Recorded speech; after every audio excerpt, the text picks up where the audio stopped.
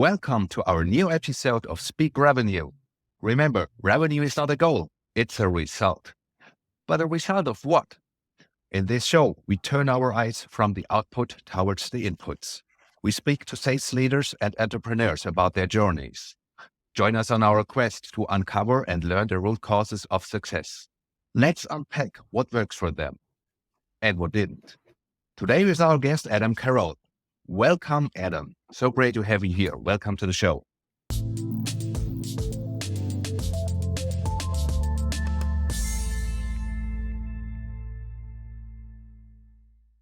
Great to be here.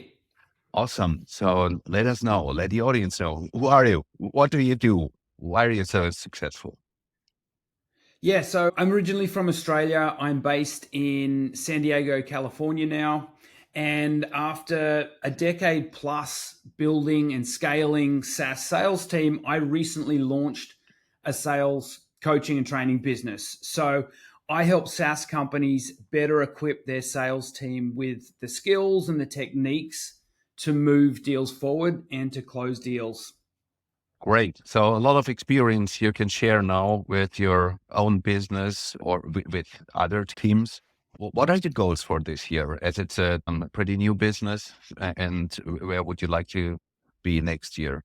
Yeah, I've been lucky that I've got good traction with this business already and have a handful of companies that I'm working with. So that was really my goal for this year, was to start working with my initial clients, continue to fine tune the programs that I'm delivering with them. And then next year will be more about expansion and scalability. And I guess just, becoming better and more effective at what I'm delivering for my clients. Nice. Sounds exciting. So why did you follow this path? And why exactly do you focus on coaching?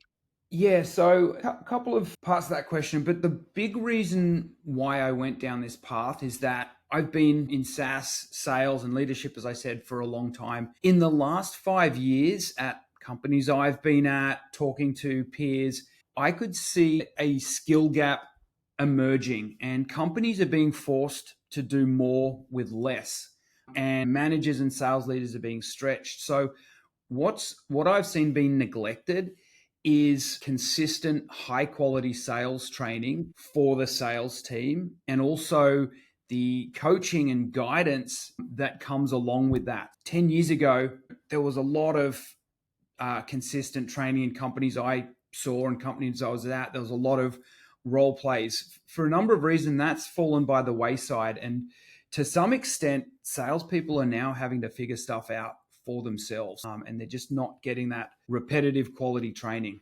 So that's why I've gone down this path from an opportunity point of view. Okay. I've always been passionate about coaching. And one thing that I think is unique is that I've managed over 40 account executives, probably closer to 50 in my time. And I've had the luxury of being able to observe what the very best account executives do at different parts of a deal and cherry pick their tactics and their techniques and package that up into training. So my training programs are designed to be very actionable and practical and stuff that's proven in the real world, and less so theory. Sounds great. Is there a specific framework you're following? Is it completely developed on your own? Yeah, I mean, that's a good question. For the most part, it's developed on my own. Nice. And I've done all the different sales methodologies. I've read all the different sales books, and I find them useful. But what I've found much more useful and effective is just seeing in the real world, what does Jess do at this part of the deal that made her successful? What does Tom do at this part of the deal that made him successful? And packaging up that real world stuff, and also from my own experience as a salesperson. So there's no set methodology that I'm coaching or following. Probably subconsciously I'm borrowing and picking from some of those methodologies, but for the most part, it's looking at what they're doing, and I'm building frameworks and tools and templates that make it easy for an account executive to know, all right, I'm at this stage of the deal. I've got these things in place, but here are now the gaps or the opportunities or the things I need to focus on for this current stage of the deal. All right. Do you think coaching consistent, continuous coaching is underestimated by many sales leaders? I think any good sales leader understands that training and coaching is important. I think what's happened, which is unfortunate, is budgets are really constrained. In the last couple of years, and there's been a lot of layoffs in the tech industry, as everyone knows, sometimes internal sales training or enablement people might have been let go. There's not extensive budgets for external training. So that's part of the reason it's been neglected. But I also think that, and I've talked to a lot of sales leaders and they say we've been burnt before because we bought on some expensive third party sales consultant or trainer and it wasn't effective. And that's again going back to what I was getting at. A lot of training is theory based. It was developed Right. 15 or 20 years ago, and it's the training's delivered and then forgotten or not really applied. So everything I do is practical and it's applied. And that's the key to any training and the advice I'd give to a sales manager or as a sales leader out there.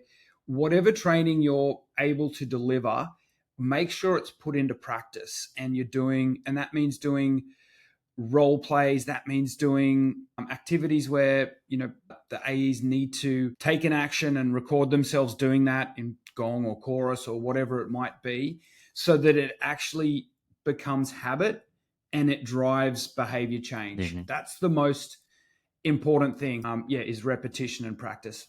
Okay. Yeah. So probably in many teams, they're not enough resources to make sure there's enough training. What differs high quality training from maybe bad approaches? There's a few things. Consistency is number one. Yeah. I've been part of really good trainings where I've done a 2-day boot camp with an exceptional sales trainer, and but that was it. It wasn't followed up. So consistency is the key. It needs to happen regularly.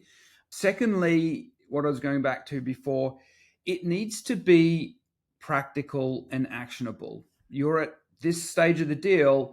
Here's the checkbox of things you should be looking to get out of this call or this stage of the deal. Here are some questions, sample questions that you should be asking, or here are some sample talk tracks. So make it practical and make it easy to follow and easy to implement. So that's a really big part of it. I know working with a lot of account executives and a lot of different sales teams, account executives love tools and templates that they can use, whether that's a template they use on a call with a prospect, whether it's something that they just use internally so that they can have a system and that they can have a process. The practicality part of it is big. And then this kind of ties in with consistency, but practice. So if you're a musician, you practice. If you're an athlete, you practice. If you're a stand-up comedian, you practice. Salespeople don't practice very much. So you need to set up regular call reviews. You need to set up regular role plays. You need to set up regular one-to-one coaching sessions. And that's when it really brings it to life and makes coaching and training much more Right. effective. What do you think are the most important skills of AEs to make those coaching successful? So that's a slightly different question. Like, what are the most important skills of AEs overall versus what are the most important skills of AEs to make coaching Yeah. successful? You've got to be wanting to learn. You've got to be ambitious. You've got to leave your ego behind. And actually, it's funny because the AEs that have this is more going back to when I worked at companies. The AEs that were like always bugging me in a great way, like, Adam, can you listen to this call and give me feedback? The ones who are really leaning into coaching, the ones who knew that they're doing well, but they can always keep growing. That attitude to just absorb as much information as possible, to get as much feedback as possible. That's the AEs that benefit most from training and coaching. And in general, they're the AEs that grow and evolve and become the most effective AEs. There are team members who actively ask for coaching or any activities to improve further. How do you take, let's say, sales playbooks into account? How important are they for your approach? Yeah, I've got a slightly controversial view on sales Okay. playbooks where I've been at a couple of companies and just talking to peers and hearing what they do around it too.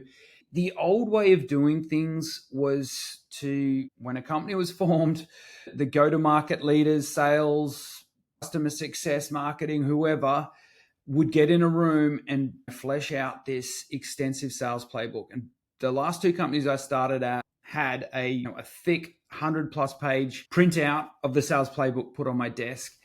That's not useful to an AE who's trying to figure out how to close a deal. That's important information that the company should capture and document and have somewhere as reference. But sales playbooks should be really simple, and they should just guide an account executive on what to do at every stage of the deal.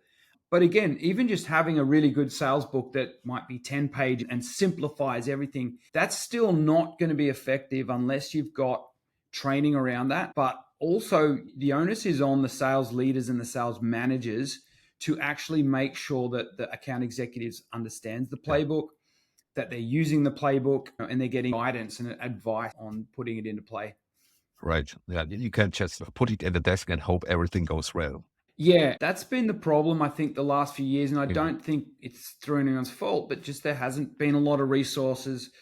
Companies are growing, but stretched on resources, that there's an assumption that, we'll give Johnny, who just started, the playbook and it's got every single detail he needs to know, and he's going to be able to flip through that and then in a month from now start selling. And it's just not realistic. It needs to be a much more holistic approach than that. Yeah, it would be rather a coincidence, because if just because of this one document, the AA would be the superhero, say, person. Exactly. Yeah. How do you take into account interdependencies between sales and marketing, and as well as customer success? Is this something you're taking into account as well?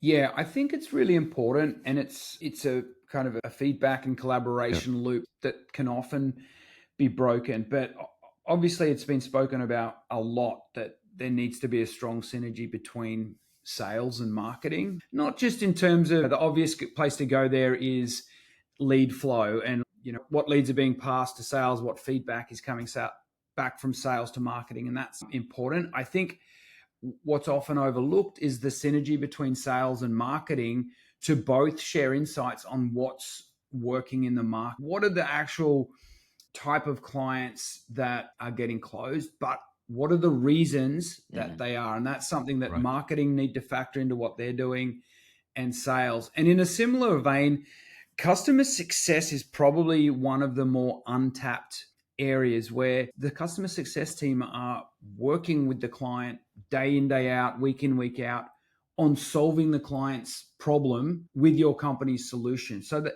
they've got an enormous amount of insight that they can share that should be passed back to sales. And it happens in an anecdotal, ad hoc way, but companies should try and systemize that so that there's an actual process for insights coming back from customer success to the sales team to help them sell and to help position the solution better. What do you think are signals to realize I need to improve my sales coaching strategy or sales team coaching approach? How do I realize I need to hire Adam Carroll to improve things? Are there any patterns you would mention? I think the obvious one would be just to think about how frequently are your sales team getting actual proper sales skills, deal mechanics training. And if it's less than a couple of times a month, then it's something that you need to lean into, because like I said, musicians, athletes, everyone practices on a weekly basis. It's not good enough that salespeople practice once a quarter at the sales kickoff. So that's the obvious signal. But thinking more deeply about it, I would encourage sales managers and sales leaders to think about their team and how they're selling and how they're going to market. And are they evolving? Are they doing different things now than they were 6 months ago, 12 months ago? Because if you're not seeing the team evolve and experiment and get better and fine tune, that's a signal that they're static. They're doing the same things because they're not getting coached and trained and elevating their performance. So that's the biggest one. You can, if you're smart about it, you can put in place metrics to see, not the standard metrics like revenue booked, close rates, and those kind of things. But going a little bit deeper than that, like how many impact questions, for example, are salespeople asking on a discovery call? And this stuff can all easily be tracked these days with Gong and Yes. Chorus. What percentage of deals have a micro commitment in place and concrete, or at least 3 concrete next steps agreed on, all this kind of stuff? And if you see those metrics are static or below where they should be, that's a signal that you need to lean in more to coaching and training. Yeah, it's like the topic of our show. Look at the root causes, not just the results. Exactly. That's a great analogy. Talking about the tool stack or tech stack, you've already mentioned Chorus and Gong. Anything else you would like to mention or recommend? I think tool stack's important. Obviously, you're going to need the right CRM for your company, and what CRM you go depends on a whole range of things, but you need a solid CRM. I think tools that indicate intent, like 6sense and those kind of things, are helpful if they're used in the right way. But again, I'll just go back to it because, and you've already heard me mention it a couple of times, Gong, Chorus, and there's a whole range. There's even a new tool I've been experimenting with called Fathom. I think these have been the most impactful technology for sales teams easily in the last decade, if not of all time, to give the manager, the leader, to give marketing, product, the ability to listen to not live, but recorded sales calls that actually happen and hear what prospects are saying, to hear what customers are saying, is incredible. And then to have the analysis and insights behind it that you can pinpoint that Sarah's doing really well, but her deals are stalling at this stage. Let's go in and look at some analysis and, okay, she's not asking these questions. She's not positioning the next steps in the right way, whatever it might be. That's just, it's those tools, and they're all good. They're so powerful, especially if you use the full kind of scope of what they do. Yeah, maybe some team members even ask better questions and you get some inspiration on how to develop your sales playbook further. Yeah, that's exactly that kind of thing is, learning from each other. And when I do my coaching and training sessions with my clients, in most cases, they give me access or share calls from their sales team. And we do a lot of call review sessions where we'll listen to snippets and different parts of the deal. And the biggest thing that the sales team get out of that is being able to hear what their teammates are saying. Yeah. Oh, great. That was a really cool way of, I asked that question, one of them might say, but the way you asked it, Johnny, is really interesting, and I'm going to start putting that into place. So they start to feed off each other, and everyone just makes these fine tunes and everyone becomes more effective. Yeah, that's really interesting. They could even ask the same questions in several different ways. Some might be successful and the others not. Yep, absolutely. Let us know if let's talk about things that have not worked. Thing that you would like to share that did just not work in the past?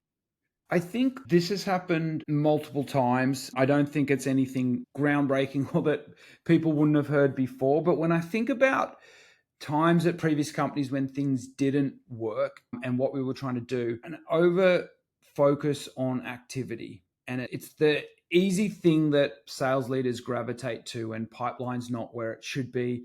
Let's look at activity numbers. And for me, that's never worked. It causes a whole lot of frustration with the team. Activity on its own, low quality activity, means nothing. It's more important to focus on high quality, high impact actions rather than activity. And this will be right up your alley. So managing activity never works, or not if it's just done in a generic way. I think the other side of that is also just looking at outcomes and not looking at the KPIs and the micro steps and milestones that led to those outcomes. And that's another thing I've tried to focus on at previous companies, and also now in my coaching, is like, what are the things, the signals, and what are the metrics that we know if salespeople are doing these things well, that it's going to lead to the right outcome. I think, and that's, if I may step in there, sometimes there's a focus on many activities and maybe closing a lot of deals. But I've also seen examples where sales team members with less activities and less deals achieved more or higher customer lifetime value and produced less churn. So that has to be taken into account as well, right? Yeah, The whole that's a buyer really good journey. example. Yeah. Yeah. And I think the most basic example I could give there is you can set an activity goal for your sales team of however many prospecting touch points they need to make or calls they need to make. A lot of the time they're going to game that, or it's going to be low quality and they'll just blast emails or LinkedIn messages. Whereas to your point, an AE who's more thoughtful about it and might be doing less activity, but every activity they're doing or every action they take is high quality and thoughtful, they're going to get the better outcome, even though they might not look as good on the activity leaderboard that the CRO shares every week. Yeah. Talking about, or let's have a look at Adam Carroll 5 years ago. Is there any lesson learned you would like to share with the audience? Oh, that's a good question. I think one thing that I'm probably doing better now than I did 5 years ago that I think all, whether you're a salesperson, whether you're a manager, whether you're a leader, is to trust your instinct and experiment more. I was always a little bit, there was the sales playbook or the process or the way things were done, and I wanted to be really good at doing those things. I think there needs to be room for people to experiment a little bit. And then I think people need to have the confidence to go with their gut, not go rogue and do whatever they want, but just try different things and know that not everything's going to work. And that experimenting can happen in a whole range of different ways. But yeah, just try things, because that's how people evolve. That's how you figure out something that worked that you weren't even thinking of. You really need to be aware that there will be failure. Actually, you need to embrace failure and Yep. not be anxious about. Yeah. Yeah. The other thing, so I'll just give another part to that, which is related, but I think there's a pressure at a lot of companies to go after every single client or potential client or opportunity. I get where that comes from the CEO down. You want to be driving as much revenue, but thinking about what advice I'd give myself 5 years ago, and also thinking about your earlier question about what works and what doesn't, being laser focused on the right prospects that are going to get value from your solution, that are going to be long-term prospects. It's something worth reiterating because it's not always put into practice. I would like to elaborate on those topics with you much longer, but I think we are at the end of the episode. I want to thank you, Adam Carroll, for joining us today, sharing such valuable insights. Huge shout out to all our listeners. Your support means the world to us. Remember to check out our website at speakrevenue.com for a full transcript and additional resources. And if you enjoyed the show, please leave us a review on Apple Podcasts or wherever you go for your listening needs. It really helps get the word out. Also, follow us on LinkedIn and Insta or on YouTube. We'll be back soon with another great guest. Until then, stay curious and keep listening.